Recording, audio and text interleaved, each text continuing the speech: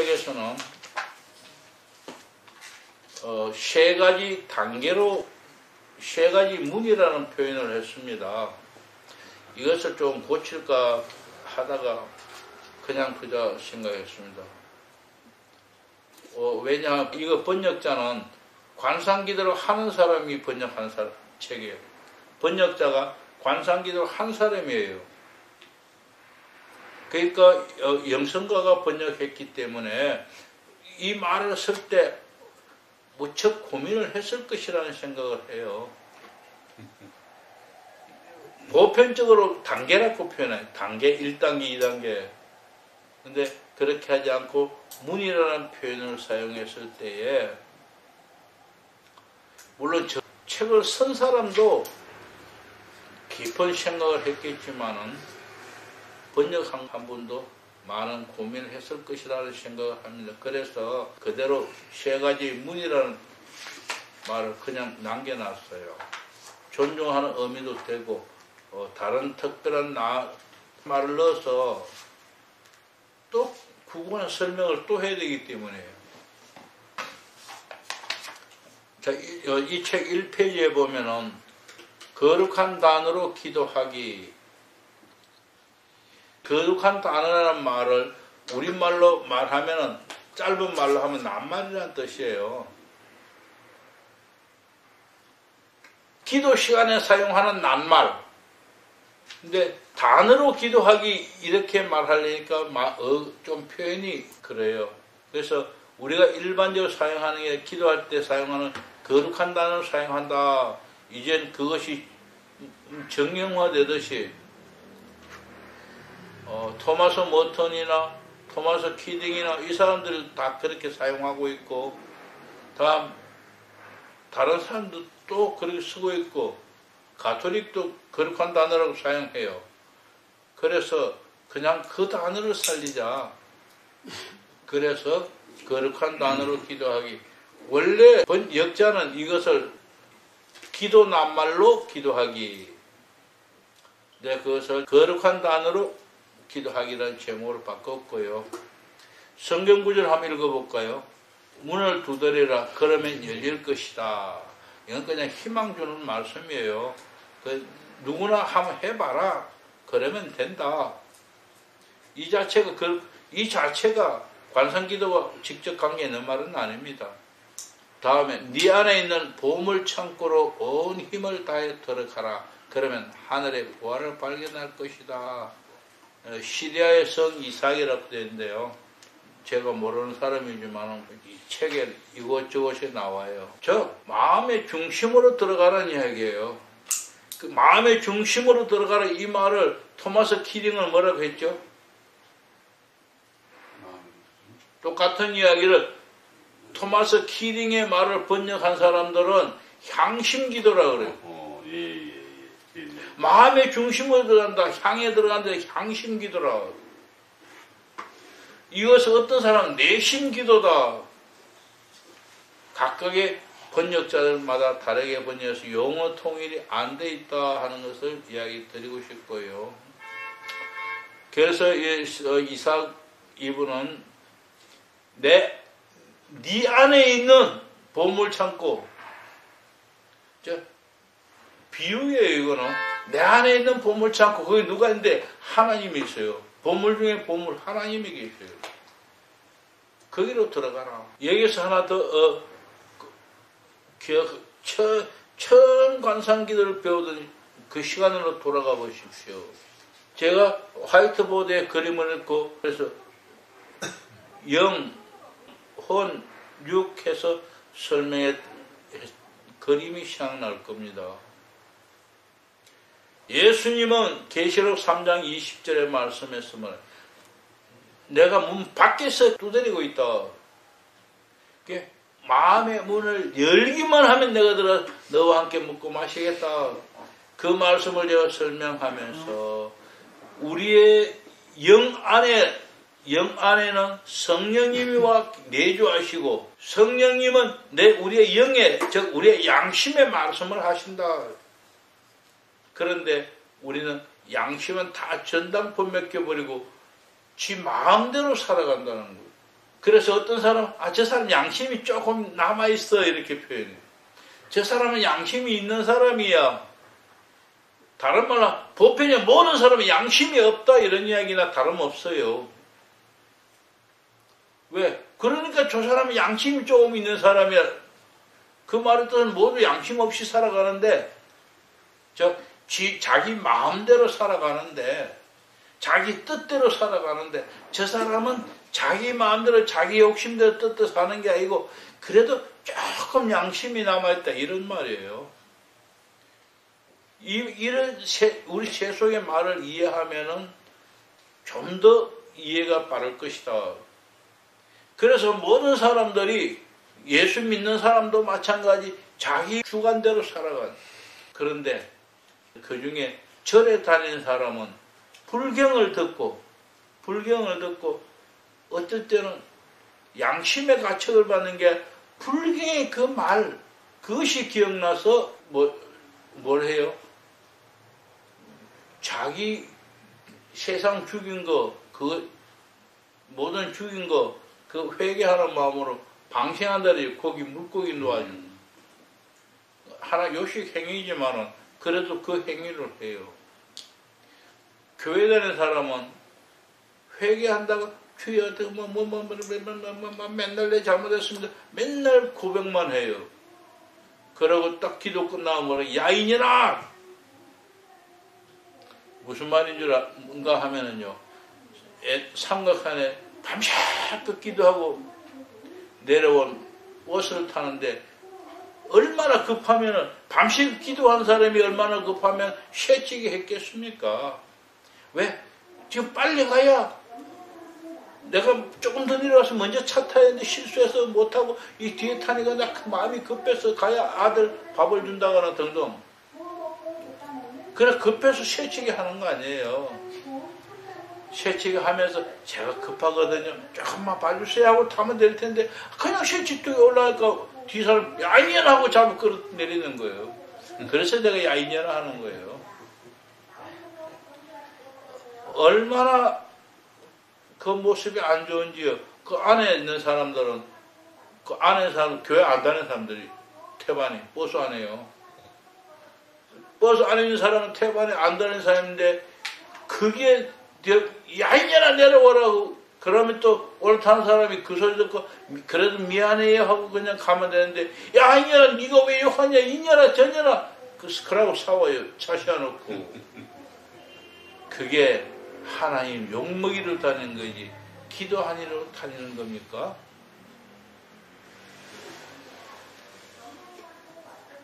바로 우리의 모습이 그런 겁니다. 그래서 주님이 네가 네 마음대로 네 생각대로 사니까 네가 맨날 나 욕먹이잖아. 그러지 말고 나 좀 봐봐. 주님 어디 계세요? 우리는 주님은 하늘에 있거나 밖에 있는 걸로만 생각하는데 아니요 주님 내 안에 계셔요. 내 안에서 말씀하시 너는 지금 바깥으로만 보고 있지 않냐? 네 마음이 바깥으로만 있지 않냐? 나 좀 봐 이거예요. 나 좀 봐. 네가 나만 보면은 얼굴이 마주쳐야 뭐 할 거 아니에요. 대화가 이루어질 거 아니에요. 쳐다도 안 보는데 어찌 말이 통하겠습니까? 그래서 나 좀 봐. 네가 나만 보면 내가 네 속에 들어가서 너와 함께 먹고 마시겠다. 그러니까 이제는 네 생각대로 했지만 이제는 내가 너와 함께 먹고 마시겠다 이거예요. 난 아무것도 안 해도 돼요. 주님 하는 대로 따라가면 돼요. 관상기도는 이거예요. 내 지금까지 하는 생각 마음먹은 거 생각한 걸 다 버리는 거. 그거 버리고 주님이 뭐라고 말씀하시는지 내 안에 계신 그분이 뭐라고 말씀하시는 귀를 기울이는 거예요. 이 모습이 바로 사무엘이 3장 10절에 사무엘이 말하는 것 같이 여호와의 말씀하소서 종이 듣겠나이다 이 자세가 돼요. 그럴 때 우리 마음이 그 자세가 되면 내 안에 계신 하나님의 성령이 내게 들어오셔서 함께 먹고 마시는 거예요. 이게 관상이에요. 그럴 때 행동이 바뀌어지는 겁니다. 기독교인이 10년, 20년 다니고 밤새 철야를 기도해도 행동이 안 바뀌는 이유는 바로 자기 것만 가지고 내세우기 때문에요. 10년, 20년 기도를 해도 자기 것 해달라고만 하지 그걸 한 번도 버리지 않아요. 여기에 교회가 바뀌겠습니까? 성도가 변하겠습니까? 아닙니다. 그래서 기독교는 요란하지, 개신교는 요란하지만 내면이 없어. 그래서 성도들이 많이 떠나요. 젊은 사람들, 지금 교회 가보세요. 젊은 사람 별로 없어요. 옛날하고 달라요. 우리는 큰 실수하고 있는 겁니다. 물론 큰 교회는 모이는 데는 모여요. 그들은 젊은이들을 위해서 엄청 투자를 많이 해요. 다 우리는 그 때문에 먹고 사는지도 몰라요. 그러나 그 외 대부분의 젊은이들은 절로 가요. 절에 가면은 누가 뭐라 하지 않지만 그 규율 속에 같이 말없이 따라서 침묵 속에서 살아가요. 단 며칠씩이라도 절에 가서 말은 안 해도 그중에 기독교인이 상당히 많습니다. 기독 청년들이 절에 가서 수영하고 오는 사람 엄청 많습니다. 그리고 교회는 안 다니고 천주교 가요. 왜? 절에 다니기는 좀 그러니까. 그 가톨릭 가면 지금 가톨릭은 청년들이 우글거려요. 개신교는 청년이 다 떠나고요. 반성해야 돼요. 목사님들이 반성해야 돼요. 목사님들이 사고방식이 바뀌어지지 않으면, 그 사고방식 버리지 않으면 주님의 음성 들을 수 없어요. 주님이 역사할 수가 없어요. 주님이 그 교회를 이끌어갈 수 없어요. 우리는 개신교만 교회인 줄 알아요. 천만에요. 하나님 입장에서 볼 때는 가톨릭도 하나님의 교회고 개신교도 하나님의 교회예요. 어느 교회가 크든 하나님 입장에서는 청년들이 어디로 가든 상관이 없어요. 다 하나님 입장에 자기 새끼 여기 있으나 저기 있으나 자기 새끼 더 잘 크기 원하죠. 그런데 우리는 뭐라고 합니까? 지금도 큰 교회 짓는다고, 교회 짓고 큰 교회 짓겠다고 헌금하라고 하면 불러대요. 부흥사 중에서 돈 많이 걷어내는 부흥사가 이거 아닙니까? 기도원이 왜 다 주고 갑니까? 지금 기도원, 살아있는 기도원 별로 없어요. 다 죽었어요. 부동산 내놓은 게 얼마나 많은데요. 왜 그래요? 기도원 가면 시간이 헌금바구니 들어가면서 돈 먹어도요. 그렇지. 돈 없는 사람 기도원을 못 가요. 그리고 기도원에 방 하나 지어놓고 호텔비보다 비싸요. 기도원 방이 호텔비보다 비쌉니다. 없는 사람은 기도원에 어떻게 가요? 그러다 보니까 기도원에 가니까 격의 차이가 나요. 차라리 집에 있는 게 낫지. 기도원에 가면 왜 돈 있는 사람은 방에 가서 자고 없는 사람 성전에서 깔아놓고 자고. 거기 왜 가요? 멋모르고 갔을 때 말이지. 가서 알고 보면 다시는 안 가고 싶은 거예요. 제 기도원은 안 간 지가 20년은 넘었어요. 왜? 내가 왜 그런 곳에 가요? 오히려 우리 집 뒷산에 더 나아요. 그런데 집 뒷산을 가지 않고 거기로 가는 한 가지 이유는 집 뒷산에 가면은 혼자 있을 때 거기에 밤에 뭐가 나타날지 모르니까 그냥 두려워서 안 가는 것 뿐이에요. 그러나 사실상 기도하는 데는 거기 더 나을지도 몰라요. 자, 그래서 오늘 이런 개념 분명히 하셔야 합니다. 우리가 관상기도 하는 건 뭐냐? 내 마음, 내 생각, 마음 먹고 생각하는 이것들을 다 내려놓고 하나님이 뭐라고 말씀하실지 거기에 귀를 기울여라. 그런데 귀를 기울려고 주여 말씀하셔서 내 종이 듣겠습니다 하고 앉았지만 자꾸 잡념이 생겨요. 그래서 이 잡념 생기는 것을 어떻게 해야 되겠는가? 우리는 기도 순간에는 거룩한 단어로 돌아간다 하지만은 구체적으로 근본적 원리를 표현한다면은 어떤 생각이 떠오르면은 기본적으로 기도 시간에 기도하고 기도 끝난 후에 조용히 생각하자. 그것이 옳은 것입니다. 그래서 제가 첫날 설명할 때 그겁니다.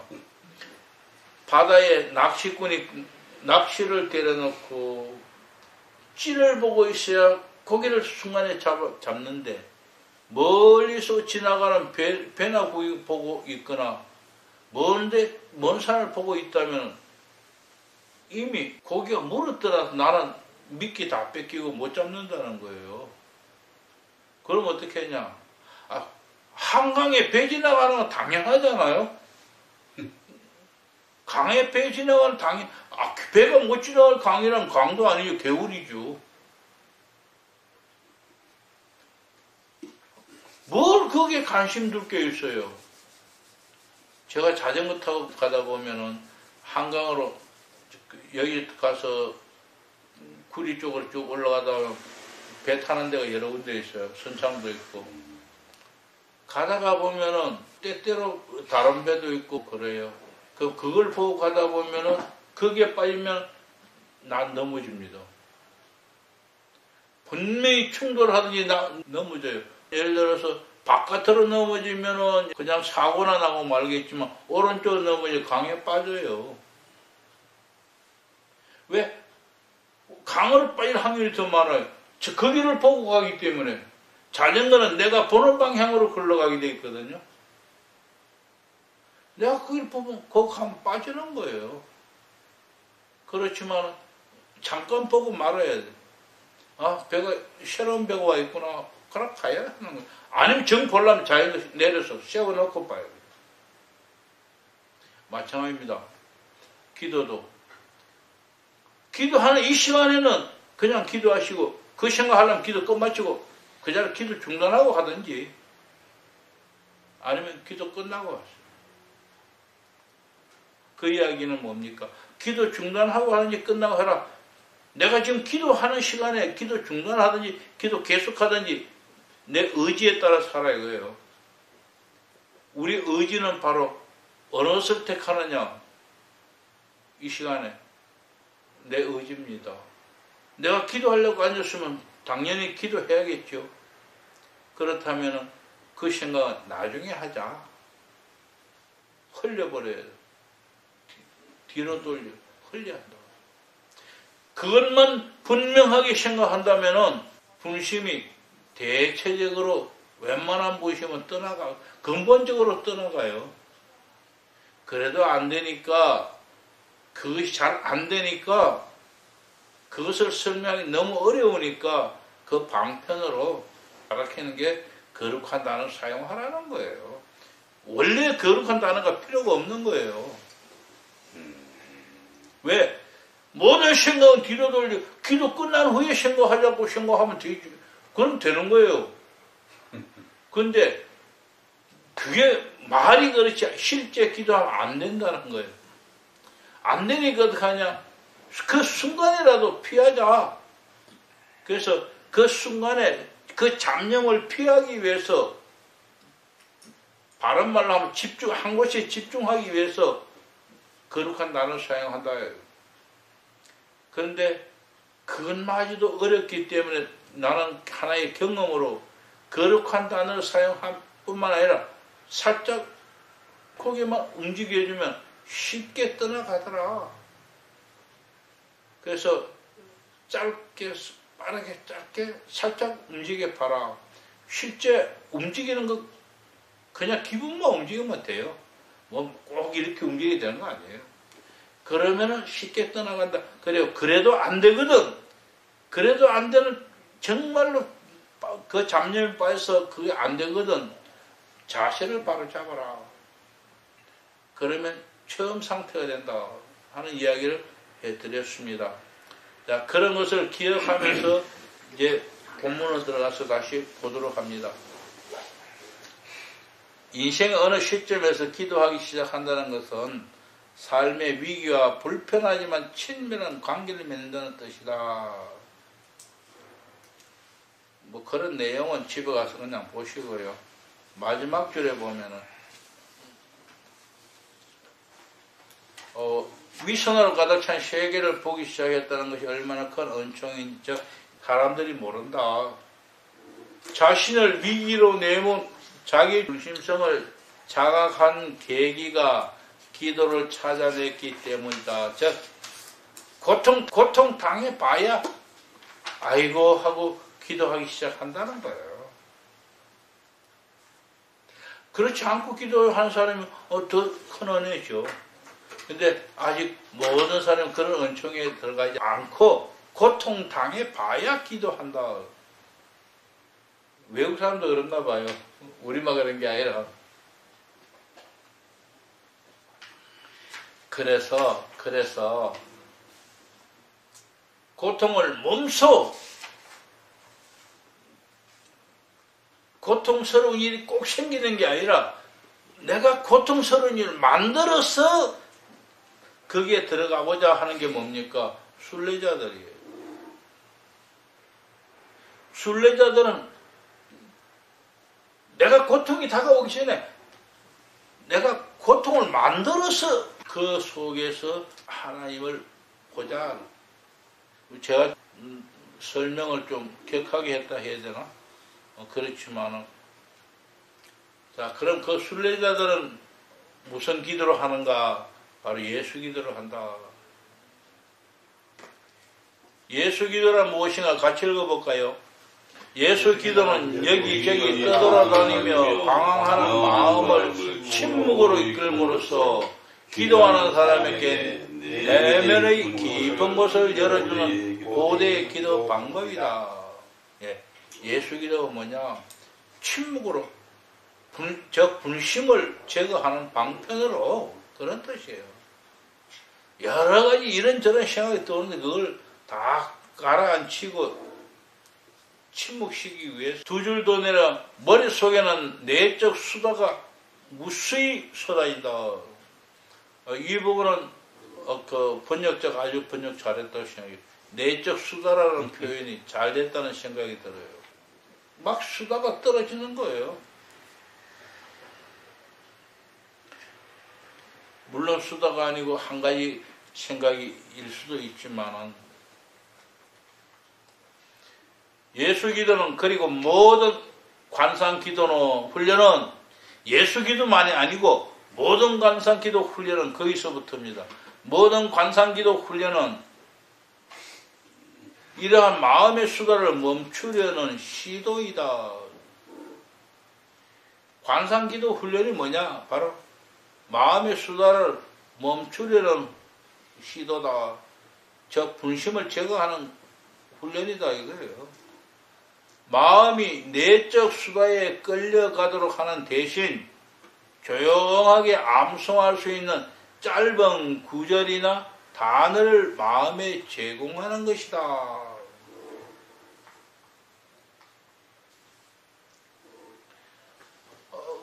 이 말을 잘 활용한 것이 뭐냐 하면은 토마스 키링이에요.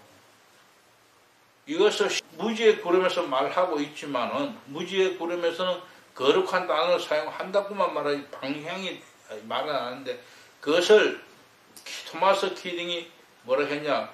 그래서 토마스 키링 무슨 향심 기도는 20분 수련을 해요.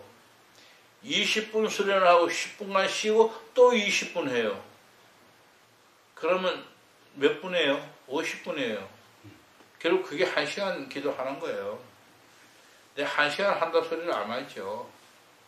그냥 20분 훈련하는데 그 수련장에 가면 연속으로 해요. 그렇게.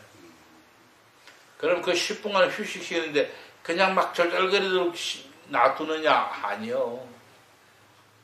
그 10분을 사실은 휴식하는 것 같지만 연속으로 훈련시키고 있는 거예요.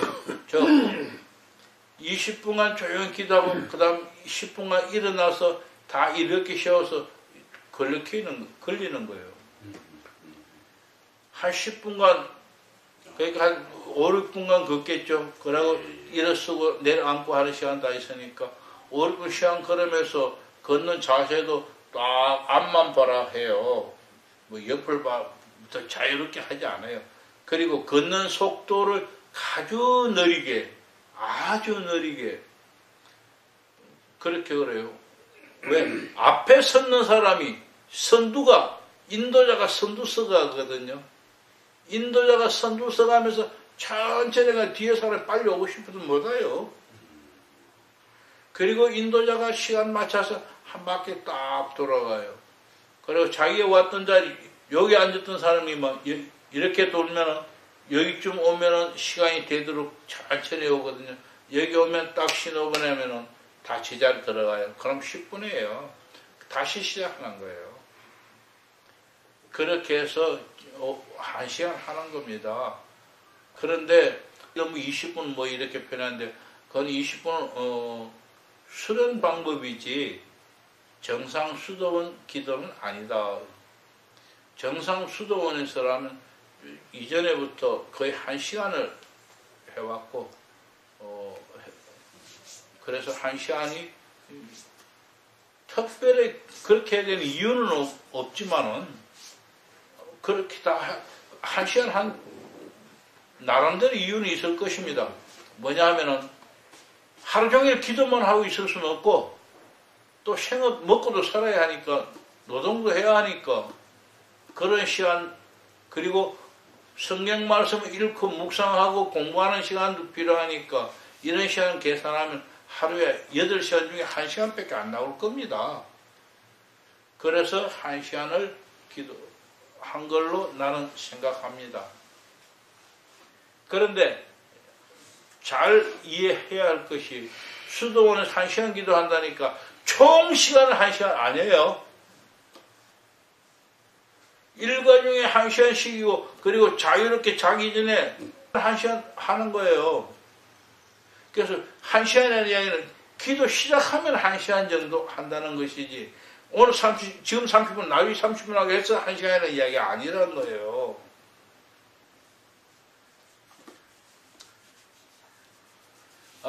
그 다음에 좀 더 내려가면은 이 기도를 간단하게 예수님이라는 한 단어로 줄일 수도 있다 했는데 그 위에 보세요. 예수 기도는 바로 이런 구실을 한다. 암송하고 짧은 구절의 단어를 마음에 제공하는 것이 된 다음에 예수 기도는 바로 이런 구실을 한다. 주 예수 그리스도 하나님의 아들이시여 이 죄인을 불쌍히 여기소서. 이렇게 하지만은 이것을 한 단어로 예수님 하고 줄일 수도 있다. 줄일 수도 있다. 거꾸로 말한 거예요. 설명이 원래는 예수님 하고 짧게 말했던 것을 점점 길게 한 것인데 설명자는 그 설명을 하지 않고 이렇게 할 수 있다고 표현해. 틀린 말은 아닌데요. 이 기도는 간단하게 예수님이라는 한 단어로 줄일 수도 있다. 여기에서 예수님을 번역자가 그냥 예수하고 맞췄으면 더 좋았을 것 같기도 해요. 근데 우리는 일반적 개념이 기독교인데 예수 딱 이러면 공경을 안 쓰니까 불편해요. 그래서 예수님 하고 쓰는 거 저도 그냥 붙여놨어요. 왜 나중에 읽는 사람들이 너 예수님하고 맞먹냐 이러면 곤란하니까. 그런데 영어는 라틴에서 예수님 지사서 한마디예요. 우리가 예수님 굉장히 긴 단어예요. 하나님, 예수님 굉장히 긴 단어예요. 어쨌든 그렇게 보고 넘어가고요. 여러분이 만약 이 단어 사용한다면 제가 분명히 권하는 것은 예수님은 너무 길다. 여기서는 공경을 서는 것이 목적이 아니고 예수님을 까버리는 것도 목적이 아닙니다. 목적은 예수님 만나기 위해서 수단으로 하나의 도구로 사용하는 단어예요.